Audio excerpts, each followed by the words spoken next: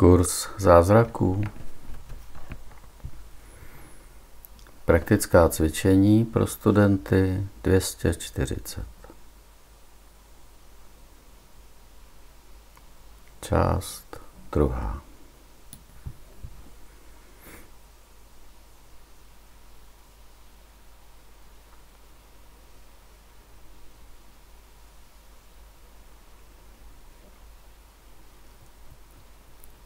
Sto 70. lekce.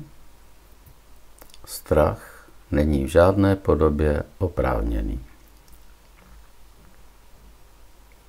1. Strach je klam. Strach svědčí o tom, že jsi sám sebe viděl takového, jakým bys nikdy nemohl být. A pohlédl jsi tak na svět, který není možný. Jediná věc v tomto světě není pravdivá. Nezáleží na tom, v jaké formě se může objevit. Svědčí pouze o tvých vlastních iluzích o tobě samém. Nenech se však oklamat. Jsme synové Boží. Strach v nás neexistuje, neboť každý z nás je součástí samotné lásky.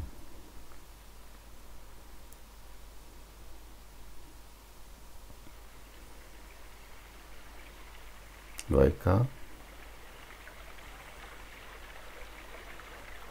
Jak pošetilé jsou naše obavy. Otče, dovolil bys, aby tvůj syn trpěl? Dej nám dnes víru, abychom poznali tvého syna a osvobodili ho. Odpustme mu tvým jménem, abychom porozuměli jeho svatosti a pocítili k němu lásku, která je také tvou vlastní láskou.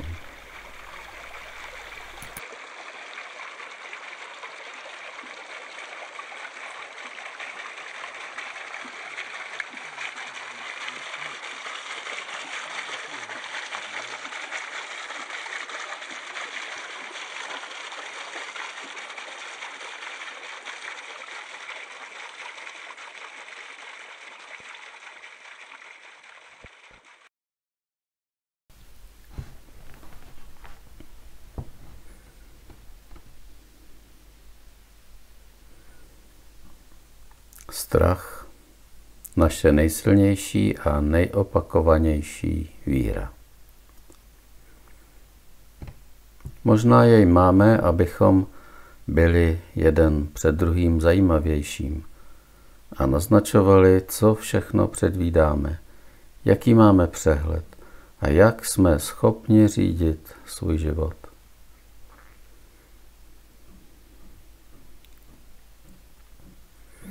Rychlost, výšky, hloubky, to by mohl být respekt.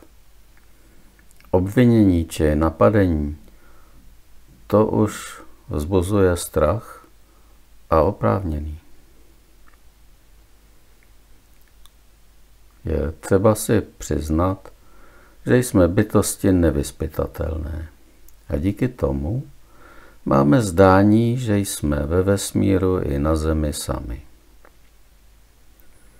Dle archeologických nálezů tomu tak dříve asi nebylo. A byli s námi ve spojení mnozí obyvatelé vesmíru. Naše schopnost obviňovat a napadat je všechny odradila. A oni nechtějí mít rušený svůj klid.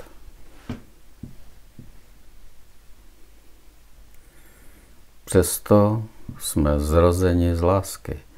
Láska je naší podstatou. Možná z přílišné naivity jsme ze sebe udělali štvanou zvěř.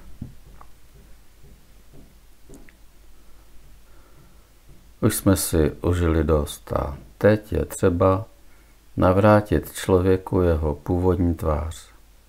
Navrátit schopnost komunikace mezi sebou navzájem i mezi jinými obyvateli, včetně zvířat, rostlin a živlů. Strach jsme si vymysleli, protože jsme se štvali navzájem. Jsme na vrcholu. Víc už to snad ani nejde. Teď už snad je jen možné padat dolů a uvědomovat si s pokorou, jak druhého potřebujeme a milujeme. Je možné si to uvědomit i bez pádu. Ale obnáší to důvěru, že druhý chce a dokáže to, co já. Předpoklady máme všichni stejné a možnosti také. Láska sjednocuje. Je snadné sjednotit, co už jedním je. Těla se automaticky sami přizpůsobí. Jimi nejsme omezeni. Ani majetkem, ani mocí, ani schopnostmi či nadáním. Jsme omezeni jen svým vymyšleným strachem. A ten je zbytečný, vlastně není nic. No a naivní už opravdu nejsme. Takže dokážeme odpouštět i opouštět. Tak, jako to udělali ve smíření.